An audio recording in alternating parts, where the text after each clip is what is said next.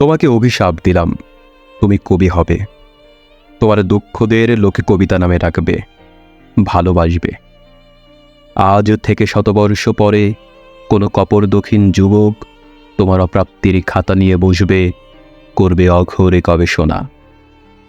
তোমার ব্যর্থ প্রেমের সব ইতিহাস নিয়ে মুখরোচক আলাপে মুখরিত হবে সাহিত্য পাড়া, ছাড়িয়ে যাবে হাট বাজার।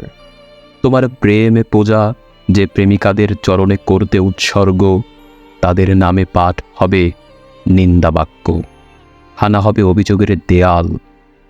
তোমার কবিতা পড়তে পড়তে কোনো অনিন্দ সুন্দরী রমণী তোমার জন্য আফসোসে বলে উঠবে, আহ, তোমার জীবতকালে এমন রূপবতীদের তুমি কখনো ছুঁয়েও দেখতে পারোনি। অভিশাপ দিলাম, আমি অভিশাপ দিলাম, তুমি কবি হবে। তোমার ব্যক্তিগত ক্ষতদের তুমি নিজেই খুঁড়ে খুঁড়ে দহন নেবে, যেন তোমার বোধ, তোমার বেদনা জ্বলন্ত সিগারেটের মতো যেন জ্বলেই তার কর্ম নেভে। তুমি উলুকের মতো আলো দেখলেই চমকে উঠবে, মায়া দেখলেই তীব্র ভয় নিয়ে পালিয়ে যাবে। নিঃসঙ্গতার গ্লানি নিয়ে তুমি প্রতিদিন একবার আত্মহতি দিতে গিয়ে বার ফিরে আসবে। লিখতে না পারার ভীষণ দাহে মৃত্যুর আগেই তোমার নিত্য হবে নরক দর্শন। ঈশ্বর মুখ ফিরিয়ে নিবে তোমার দিক থেকে, শয়তান তোমাকে দেখে করতালি দেবে। আর মানুষ কখনো শ্রদ্ধায় আনত হবে, কখনো মমতায় হবে বিগলিত। দিন শেষে ছেড়ে যাবে তোমাকে, দিন শেষে ছেড়ে যাবে তোমাকে পাঠ করবার একঘেয়েমি বিরক্তি নিয়ে। তোমাকে অভিশাপ দিলাম, তুমি মহান কবি হবে। চিলের মতো উড়বে একা ঊর্ধ্ব আকাশে, সঙ্গীহীন শালিকের মতো বসে থাকবে গ্রীষ্মের তীব্র তাপদাহে বিস্তীর্ণ ধান খেতে। কুয়াশার সকালে একটু ওমের জন্য খুঁজবে প্রিয়তম বুক, অথচ পাবে না। তোমার মা মুখ ফিরিয়ে নেবে, বোন করবে তিরস্কার, প্রেমিকা হাসবে বিদ্রুপের হাসি, বন্ধু এড়িয়ে চলবে।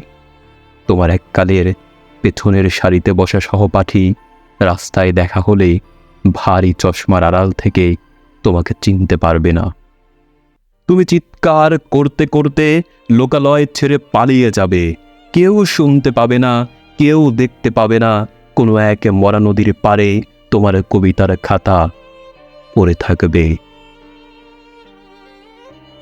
হঠাৎ কোনো এক উজ্জ্বল ফেব্রুয়ারির দিনে ম্লান তোমার কবিতা পাঠ হবে মুক্ত মঞ্চে। তোমার বিবর্চিত নগরে তোমাকে নিয়ে হইচই পড়ে যাবে। তোমাকে খুঁজতে দলে দলে বুদ্ধিজীবী ছুটে যাবে মরা নদীর পাড়ে, অথচ ওরা কেউ তোমাকে খুঁজে পাবে না। খুঁজে পাবে না তোমার নাম লেখা কোনো পুরনো কবর।